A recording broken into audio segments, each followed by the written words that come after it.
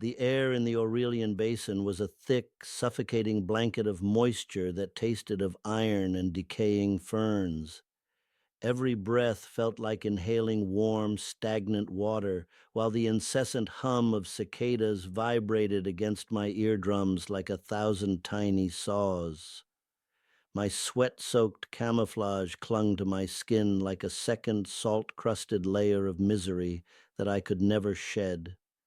Somewhere in the distance, the muffled thud of artillery shook the earth, sending a tremor through the mud beneath my boots. It was a world defined by the stench of diesel, the bite of mosquitoes, and the constant gnawing anticipation of a sudden, violent end. My eyes, strained from hours of peering through optics, saw only a haze of emerald green and shadow. Soon the world would dissolve into a blinding flash of white light and the crushing weight of the earth falling upon my chest. I would lie in the darkness, unable to tell if the wetness on my arm was the monsoon rain or my own life leaking onto the soil. In those final moments of silence, I would reach for a blade and wait for the shadows to move against the starlight. The air would grow cold, and the sound of my own heartbeat would become the only clock I had left. I would wonder if I was already a ghost wandering through the ruins of a forgotten war. Those final seconds of anticipation would define the man I had become through fire and blood. I was born in the coastal salt air of San Diego, but I spent much of my youth drifting between there and the high dusty plains of Albuquerque. My childhood was far from a postcard, as I spent the formative years from 13 to 17 in the rigid, cold environment of the Busey family home. It was a place where you learned to keep your head down and your mouth shut if you wanted to survive. Older boys would return from their service dressed in crisp uniforms that spoke of a world far larger and more dangerous than our orphanage. Their stories were filled with the thunder of engines and the camaraderie of the brotherhood they had found. Most of them told me to stay away from the ground forces and seek a comfortable life in the Air Force. Being as stubborn as a mountain mule, I told them I wanted the toughest, meanest outfit the military could offer. I wanted to be a Marine, a title that carried a weight I did not yet fully understand at 17 years old. 2 days before my senior year of high school was set to begin, I convinced my mother to sign the papers. I walked away from the orphanage and into the maw of boot camp without a single backward glance. The training was a blur of sand screaming and the slow forging of a boy into a weapon. When I finally emerged, I was assigned to a unit that had just returned from the brink of nuclear war during the Cuban Missile Crisis.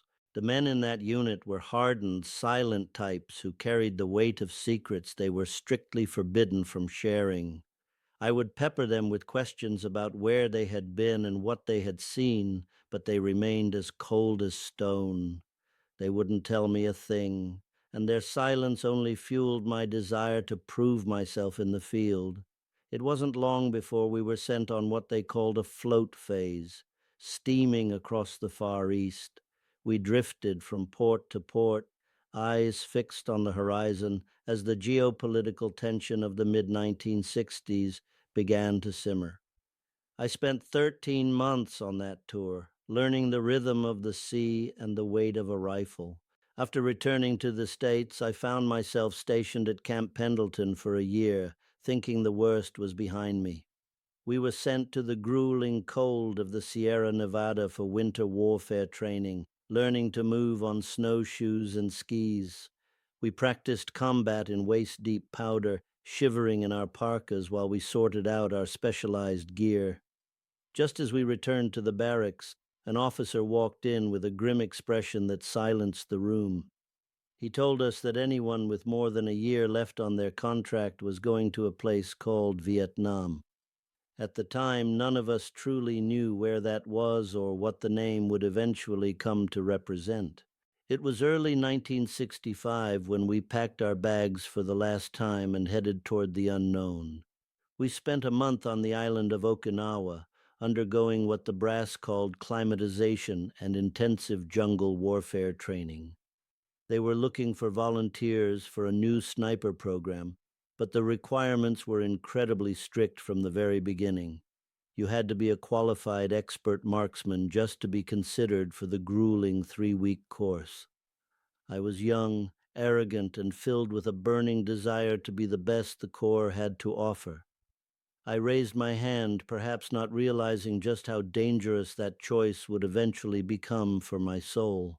The sniper school in Okinawa was the first of its kind to be established since the end of the Korean conflict. For years, the military had believed that modern bombs and missiles had made the long-range marksman an obsolete relic of the past. They quickly realized their mistake in the dense canopies of Southeast Asia, where a single rifleman could stall an entire company. I was part of that very first class, learning the dark arts of ballistics, camouflage, and the patience of a spider.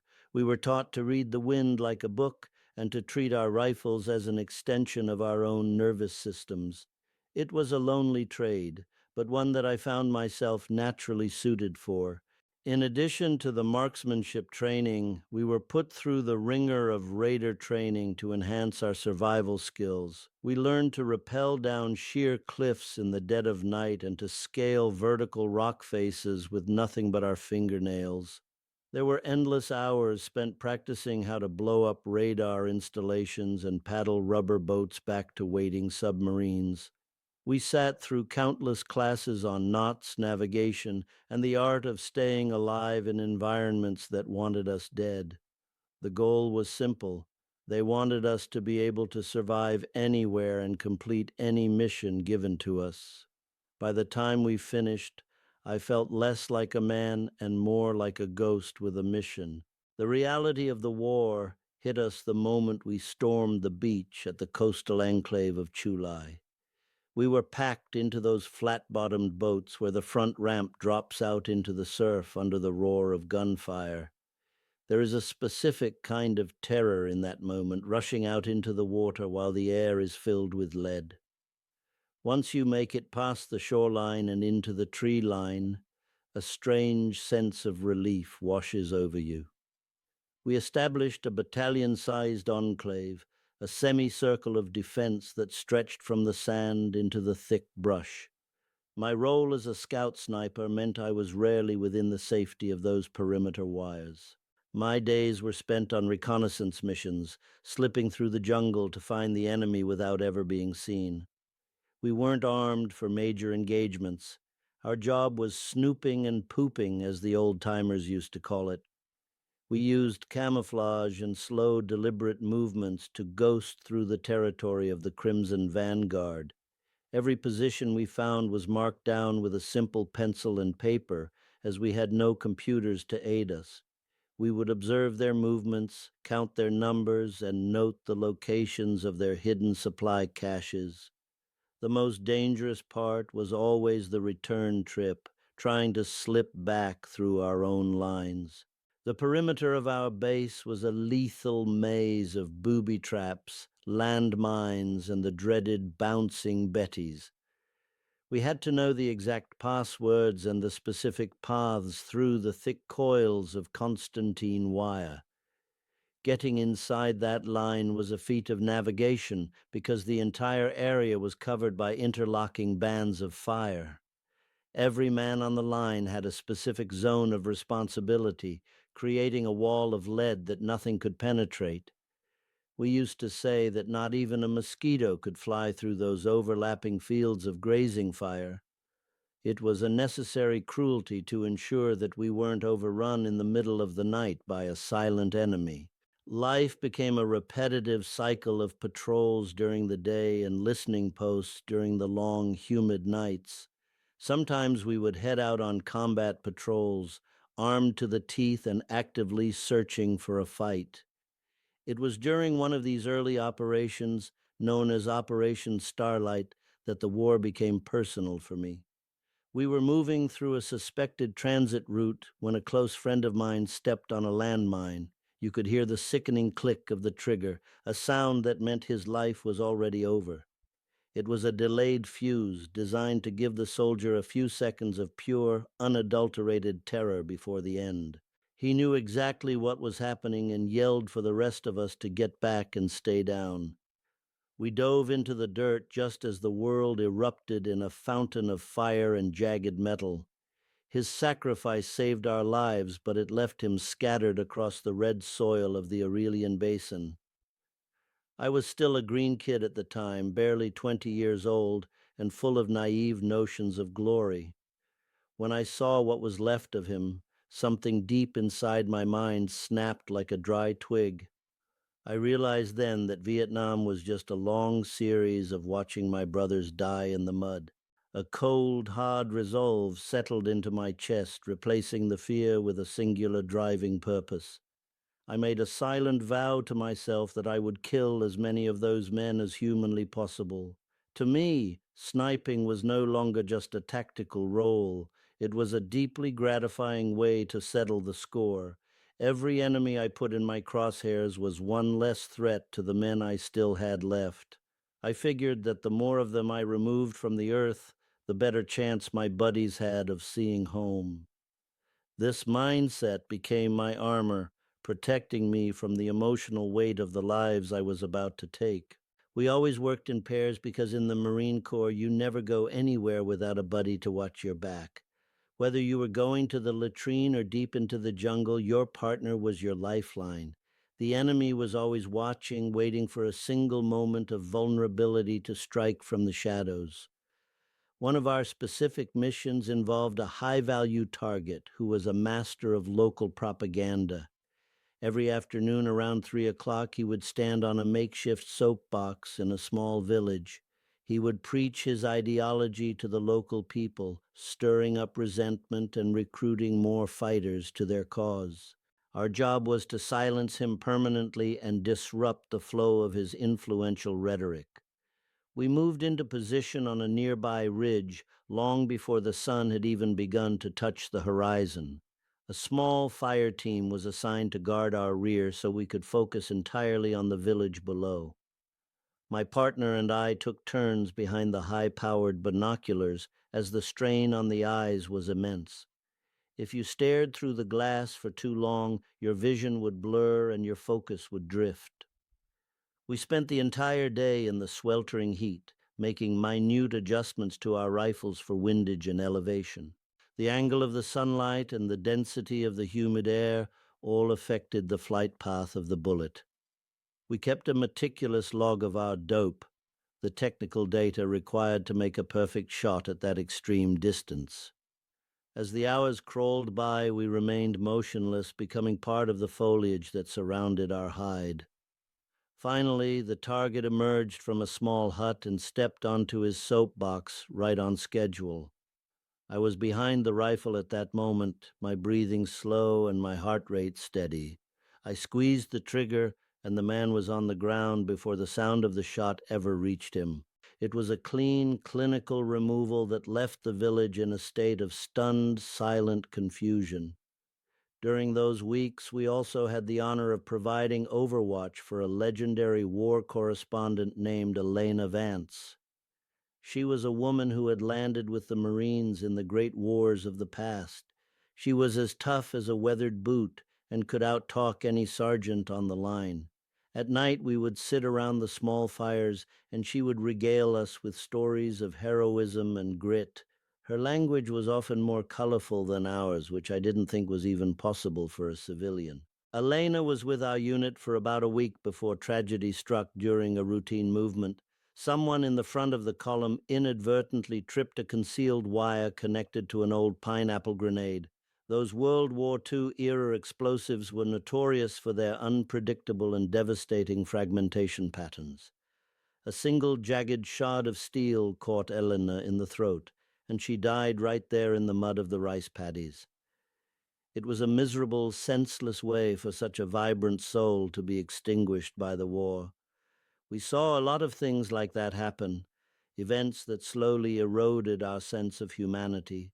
The war was a constant hell, a cycle of mud, blood, and the smell of cordite that never left your nostrils. One morning at our base camp in Chulai, the calm was shattered by an emergency radio call. A transport helicopter, an Eagle-class bird, had been downed just a few kilometers from our position. Our company was ordered to mobilize immediately to guard the wreckage and any survivors. We piled into the transport choppers and raced toward the smoke rising from the jungle floor. As we approached the landing zone, the air around us erupted with intense tracer fire from the ground. The pilots couldn't land safely, so they hovered just long enough for us to leap out of the open doors. We plunged into the waist-deep water of the surrounding rice paddies, our gear weighing us down as we struggled for cover. We didn't realize it at the time, but we had inadvertently stumbled into a massive regional headquarters. There were at least two full battalions of the Crimson Vanguard amassed in the area for a planned assault.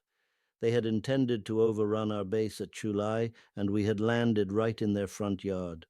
We quickly established a tight perimeter around the downed helicopter and prepared for the fight of our lives. The rice paddies in that region were tiered, with earthen berms separating the different levels of stagnant water.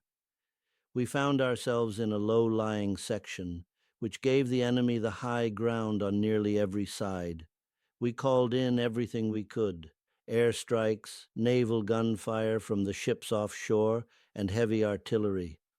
Despite the hell we rained down on them, the enemy remained relentless and seemingly infinite in number. It was a storm of... We were severely outnumbered and forced to make every single round of ammunition count for something. I was using an older, precision-tuned semi-automatic rifle while everyone else carried the standard infantry weapons. Because my rifle required specialized ammunition, I found myself running dangerously low as the day wore on. One of my closest friends was hit badly in both shoulders and his chest during a heavy push. I dragged him off the firing line and into the center of our small perimeter. Our command post was a chaotic mess of radio wires, wounded men, and shouting officers. Since I was out of my specialized rounds, I gave my friend my rifle and took his standard infantry weapon instead. We spent the entire day repelling wave after wave of physical assaults from the encroaching enemy. They would shell us with mortars until we were dazed, then charge our positions with a suicidal intensity. This pattern continued into the night, the darkness only illuminated by the flash of explosions and tracers. Around 2 o'clock in the morning, I was leaning back against a berm, trying to catch a few seconds of rest. My buddy was on watch just a few feet away, his eyes scanning the pitch-black tree line. Suddenly, I heard the distinct, haunting whistle of a mortar round being launched into the night air. It is a sound that stays with you forever, the hollow thump followed by a terrifying building shriek. You have maybe 8 seconds from the moment you hear it to the moment it hits the ground. I grabbed my rifle and tried to flatten myself against the earth as the world disappeared in a roar. The round landed directly on my buddy's position, the force of the blast throwing me forward like a rag doll. I felt a sharp burning sensation in my right elbow as shrapnel tore through my sleeve. The concussion was so immense that it felt like all of my senses had been instantly cauterized. I was buried under a layer of dirt and debris, unable to hear, see, or even feel my own limbs. For a few terrifying seconds, I truly believed that I had crossed the threshold into the afterlife. Something in my brain, some primal instinct for survival, forced me to claw my way back to the surface. I shook the dirt from my hair and struggled to regain my bearings in the smoky air. I knew that the enemy would use the cover of the mortar fire to launch their final assault. I dragged myself back to a defensive position, my head spinning and my vision swimming with dark spots. It was a dark night, but there was enough starlight to see the silhouettes of men crawling through the mud. I was down to my very last magazine, with no hope of resupply until the sun came up. I whispered to the man next to me to hold his fire until they were close enough to touch. We needed every single bullet to find a home if we were going to survive the night. When they were only a few yards away, we opened up with everything we had left. I truly thought that would be the end of my story, and that I would be seeing the Creator soon. I had already fixed my bayonet to the end of my rifle, preparing for the hand-to-hand struggle I knew was coming. We didn't have enough rounds to stop another full-scale charge like the ones we faced earlier. But then, as suddenly as the chaos had begun, the world fell into a deafening silence. There was no more gunfire, no more screaming, and no more movement from the shadows in front of us. I sat there in the dark, wondering if I had finally died and was simply waiting for the transition. I waited for what felt like hours, listening to the soft groans of the wounded behind me. I realized my sleeve was soaked, but I hadn't had any water to drink for hours. It was only when a medic crawled over that I realized the moisture was my own blood. They patched up my elbow and moved me back to the center of the perimeter as the sun began to rise. The enemy had vanished into the jungle, leaving behind a field of broken bodies and smoldering equipment. We were told that evacuation helicopters would be arriving shortly to pull the survivors out of the hellhole.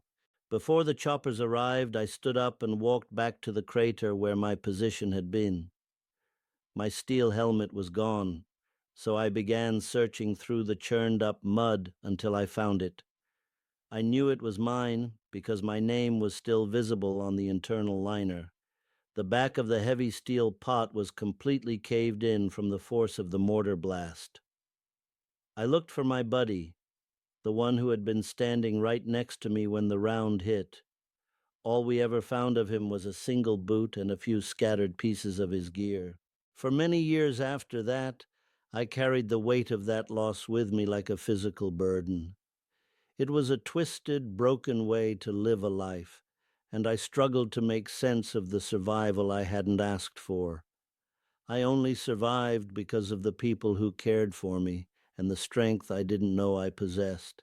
Even today, the memories can still bring me to the point of tears without any warning. After I was wounded, I was evacuated to a hospital ship known as the Repose. I spent several weeks on that ship, drifting on the ocean while my body began the slow process of healing.